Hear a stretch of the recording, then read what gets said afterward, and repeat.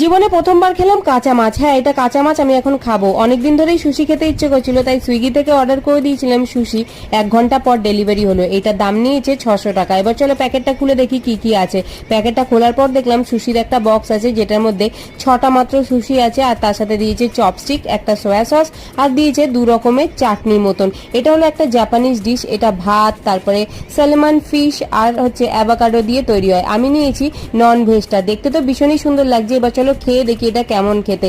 খেতে তো ভীষণই ভালো, কিন্তু হয়তো গরম গরম এটা বেশি ভালো লাগতো। আমি সুশি খাই, তোমরা ততক্ষণ সুন্দর সুন্দর নামগুলো শুনে নাও। অহনা, দিয়া, নাগরি, সুহানা, শ্রুতি, দিশা, স্নেহা। তোমরা খুব ভালো থেকো, সুন্দর সুন্দর কমেন্ট করো।